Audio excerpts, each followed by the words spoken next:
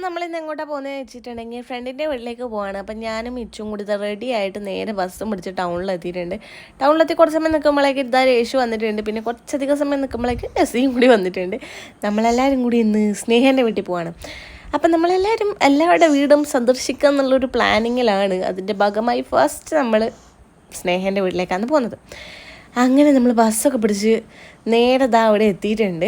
അങ്ങനെ നടന്നുകൊണ്ടിരിക്കുകയാണ്. അവളെ വിളിച്ചിട്ട് അവളൊരു 100 വട്ടം വിളിച്ചിട്ടുണ്ടാവും സ്ഥലത്തിൻ്റെ പേര് വയ്ക്കാൻ വേണ്ടിയിട്ട്.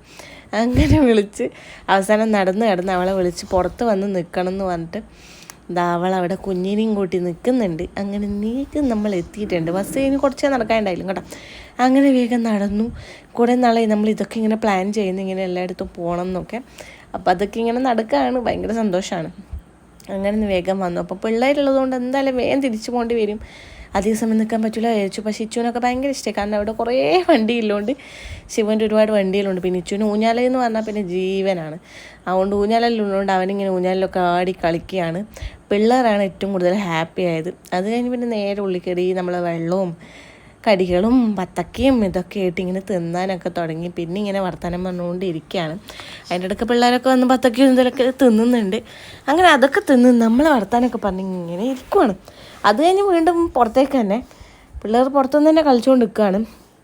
പുറത്ത് ഒരുപാട് വണ്ടിയൊക്കെ എടുത്ത് കളിക്കലും മൂടലും ചാടലും ഇത് തന്നെ ഭയങ്കര സന്തോഷമായിട്ട് ഇങ്ങനെ കളിച്ചുകൊണ്ട് നിൽക്കണം. അതിൻ്റെ ഇടയ്ക്ക് ഈ ചൂഞ്ഞാൽ കരുതാ രേഷു ഊഞ്ഞാലാട്ടിക്കൊണ്ട് നിൽക്കുന്നു. പിന്നെ ശിവുവും ഈ ചൂടി ഓടിക്കളിക്കലായി. എല്ലാവരും വണ്ടി എടുത്ത് അങ്ങോട്ടും ഇങ്ങോട്ടും കളിക്കുകയാണ്. ഒരു കളിപ്പാട്ടൊക്കെ എടുത്ത് ഇങ്ങനെ ഓടിച്ചാടി ഇവർ കളിച്ചുകൊണ്ട് നിൽക്കുകയാണ്. നേരം പോയത് നമ്മൾ അറിഞ്ഞിട്ടേ ഇല്ല കേട്ടോ.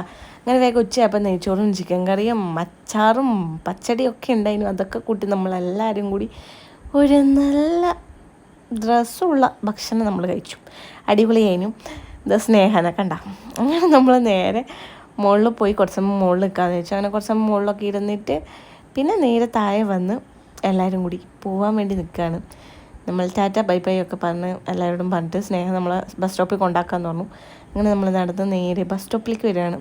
ബസ് സ്റ്റോപ്പിലാണ് കുറച്ച് സമയം നിൽക്കുമ്പോഴേക്ക് തന്നെ ബസ് കിട്ടിയിട്ടുണ്ട്. നേരെ ബസ്സും പിടിച്ച് ഇനി നേരെ ടൗണിൽ പോയിട്ട് എല്ലാവരും അവരവരെ വീട്ടിലേക്കായി. അങ്ങനെ ഞാൻ നേരെ ബസ്സും പിടിച്ച് ഓട്ടോ പിടിച്ച് പോകുമ്പോഴേക്ക് ഇച്ചു നല്ല ഉറക്കമായിട്ടുണ്ട് കേട്ടോ. അങ്ങനെ അവനാണെങ്കിൽ പോകുമ്പോഴേ ഒരു വണ്ടി വേണമെന്നും പറഞ്ഞിട്ട് വാശിയായിരുന്നു. അവിടെ എത്തിയിട്ടും വണ്ടി കണ്ടിട്ട് ഓരോ വണ്ടി എടുക്കാനാണ് ധൃതി ഉണ്ടായത്. അതുകൊണ്ട് ടൗണിലെത്തിയിട്ട് ഞാൻ ഒരു വണ്ടി വാങ്ങിയിട്ടുണ്ടായിരുന്നു. അവൻ ഉറക്കം എണീച്ചപ്പോൾ വണ്ടി കണ്ടുകൊണ്ട് ഭയങ്കര സന്തോഷമായി. അത് കാണുമ്പോൾ എനിക്കും ഭയങ്കര സന്തോഷമായി. അപ്പോൾ അത്രയുള്ളൂ. ബൈ.